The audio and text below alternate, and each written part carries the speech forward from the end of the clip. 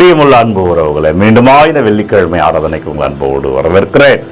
காலை வேளையிலே ஆண்டவர் நமக்கு இன்றைக்கு சுகத்தை தருவாராக. குறிப்பாக வெள்ளிக்கிழமை என்றாலே இறுதி ஆண்டவர் நாள். ஆண்டவர் இருதயத்தில் வருகிற ரத்தத்தினால் நாம் முழுமையாய் கழுவப்பட இந்த ஆராதனையில் ஒப்பு கொடுப்போம். நன்றி ஆண்டவரே, நம்மை துதிக்கிறோம் ஆண்டவரே, நமக்கு ஆராதனை செய்கிறோம் இறைவா, எங்களை வழி நடத்துங்க, எங்களை ஆசீர்வதிங்க. எனவே அன்பர்களே, ஆண்டவர் வேறுபாடுகளை களைகிற கடவுளாக இருக்கிறார். நம்ம வாழ்க்கையில இன்னைக்கு வேறுபாடுகளை களையணும். நம்ம வாழ்க்கையில ஒரு தனித்துவமாய் நம்ம நிற்கணும். வெள்ளையர்கள் கருப்பர்கள் என்ற பாகுபாடு, உயர்ந்த ஜாதி தாழ்த்தப்பட்ட ஜாதி என்ற பாகுபாடு, உயர்ந்தவன் தாழ்ந்தவன் என்ற பாகுபாடு, ஏழை பணக்காரர் என்ற பாகுபாடு, இவை எல்லாம் எதற்காக என்றால் மனிதர்கள் மற்ற மனிதர்கள் மீது சவாரி செய்வதற்காக, மற்றவர்களை பயன்படுத்துவதற்காக. வெள்ளை இனம் கருப்பினம் என்பதால் தான் வெள்ளையர்கள் கருப்பர்களை விற்றார்கள், வாங்கினார்கள். வாங்கப்பட்டவர்கள் கருப்பின மக்கள் அடிமைகளாக வேலைக்கு அமர்த்தப்பட்டார்கள், அடிமை வேலை செஞ்சாங்க. அதுபோலதான் எல்லா வேற்றுமைகளும் எதற்காக என்றால் ஒருவரை அடிமைப்படுத்துவதற்காக. அவர் மேல ஏறி கொண்டு நம்ம சவாரி செய்யலாம், நம்ம நினைக்கிறதெல்லாம் அவர் நம்ம செய்ய வைக்கலாம். அப்போ அவனும் நானும் ஒன்றாக இருந்தால் செய்ய முடியாது. எனவே அவனை குறைத்து விட்டு என்னை உயர்த்தி கொள்கிற பொழுது நான் உயர்ந்தவன் போல அவன் மீது சவாரி செய்யலாம். அதை உடைத்தார் இன்றைக்கு நற்செய்தியிலே ஆண்டவர் இயேசு கிறிஸ்து. பிரியமானவர்களே, மனிதர்களுக்கு வெளி அடையாளங்கள் உண்டுதான், வெளி அடையாளங்களில் மாற்றங்கள் உண்டுதான். ஆனால் அவை எதற்காக என்றால் நம்மில் இருக்கிற தனித்துவத்தை காட்டுவதற்காகவே ஒழிய இவன் உயர்ந்தவன் இவன் தாழ்ந்தவன் என்று சொல்வதற்காக அல்ல. அதை உடைத்தவராக இன்றைக்கு நற்செய்தியில் ஆண்டவர் இருக்கிறார். இன்றைக்கு செய்தி என்னன்னா, நாமும் அப்படி இருக்கணும், நாமும் அந்த வேற்றுமைகளை களையணும். ஆண்டவர் பிள்ளையாய் நான் இருக்கிறேன் என்றால் என் வாழ்க்கையிலே இந்த பாகுபாடு இருக்காது. மொழி அடிப்படையிலே, ஜாதி அடிப்படையிலே, பணத்தின் அடிப்படையிலே, ஊர் அடிப்படையிலே, இன்னும் எதன் அடிப்படையாக இருந்தாலும் வேற்றுமை கூட இருக்குங்க.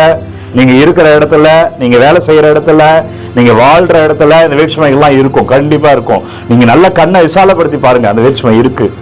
அதை நான் பார்க்க மாட்டேன், ஆண்டவர் பார்க்கல, அவர் பிள்ளையா நான் பார்க்க மாட்டேன் என்று வாழ்ந்தால் அதனால் ஆசீர்வாதம். உதாரணம் தரம் பாருங்க, மத்தேயு நற்செய்தி 9வது அதிகாரம் இறைவார்த்தை 9-13 வரை உள்ள இறைவார்த்தை. சுங்கசாவடியில் அமர்ந்திருந்தார் மத்தேயு, அவரை என்னை பின்பற்றி வா என்றார். உடனடியாக அவரை பின்பற்றினார். உடனடியாக அவர் வீட்டிலே பந்தியிலே ஏற்பாடு செய்யப்பட்டிருக்கிறது.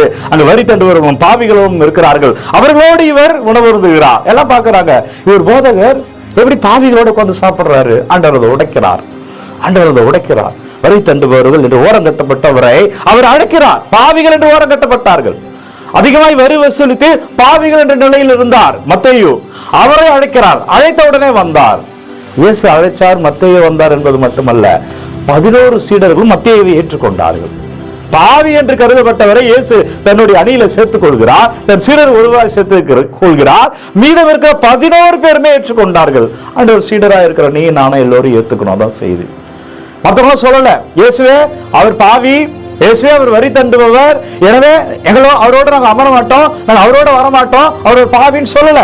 11 பேருமே அவரை அரவணைத்துக் கொண்டார்கள். அப்போ நீயும் நானும் மதத்தின் அடிப்படையிலோ, மொழியின் அடிப்படையிலோ, ஜாதியின் அடிப்படையிலோ, ஊர் அடிப்படையிலோ, இவர் எந்த அடிப்படையிலாவது யாரையாவது பிரித்து பார்ப்போமே, ஆனால் அவருடைய சீடர் கிடையாது. மத்தேயுவை அழைத்தவுடனே சீடர்கள் ஏற்றுக்கொண்டார்கள் என்றால் நீயும் நானும் சீடத்தியாக இருக்கிறோம் என்றால் நாமும் எல்லோரையும் ஏற்றுக்கொள்ள வேண்டும். நமக்குள்ள எந்த பாகுபாடு பார்க்க கூடாது.